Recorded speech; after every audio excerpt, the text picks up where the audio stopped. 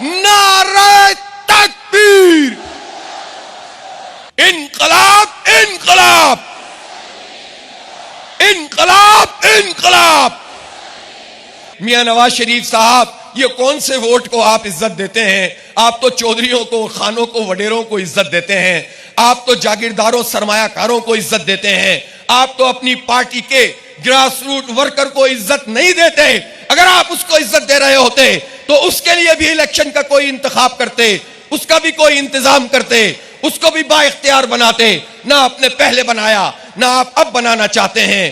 पंजाब के जालिमाना एक्ट को जमात इस्लामी नहीं मानती। हम इसके खिलाफ तहरीक चलाएंगे। और मैं पंजाब की क़यादत से कहता हूं, गली मोहल्लों की बुनियाद पर, गली मोहल्लों की बुनियाद पर इन मकामी हुकूमतों के इस जालिमाना एक्ट के खिलाफ तहरीक चलाएं और किसी को यह ना खेलने दें कि इसके नतीजे में ये इंतखाब को डिले करें कि तुम्हारी किस्मत में गुलाम बनकर रहना नहीं है। भुट्टो साहब ने भी नारा लगाया था जागीरदारों के खिलाफ और जागीरदारों के जरिए से निजाम बदलना चाहते थे। खान साहब ने भी यही किया, बाकी लोग भी यही करते हैं। कैसे मुमकिन है जिनकी वजह से यह निजाम खराब है उनको सर पे मुसल्लत करके पार्टियों में अहमियत देके आप निजाम नहीं बदल सकते हैं, बस थोड़ी सी जोड़ तोड़ कर सकते हैं। इसलिए वडेरा शाही का यह निजाम लोगों पर ताकत का इर्तिकास करके उनको गुलाम बनाकर रखने का यह निजाम बदलना होगा। और यह कैसे बदलेगा? कैसे बदलेगा? जिद्दोजहद के जरिए से बदलेगा, सोच को परवान चढ़ाने से बदलेगा। लेकिन जिद्दोजहद सिर्फ नारा तो नहीं होती, उसकी अमली शक्लें होती हैं।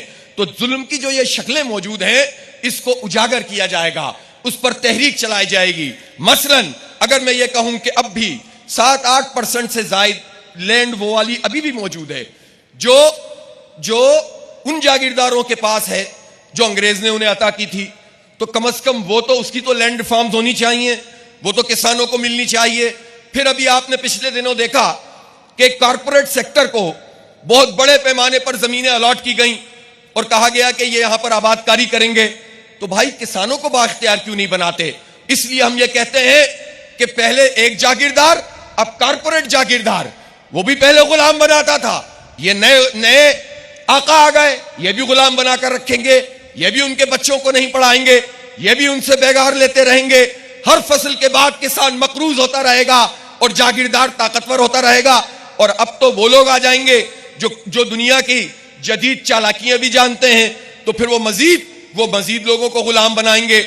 इसलिए हम कहते हैं कि नारा यह लगना चाहिए कि कारपोरेट सेक्टर से ज़राअत ठीक नहीं करनी है, बल्कि कोऑपरेट सिस्टम से ज़राअत को ठीक करना पड़ेगा।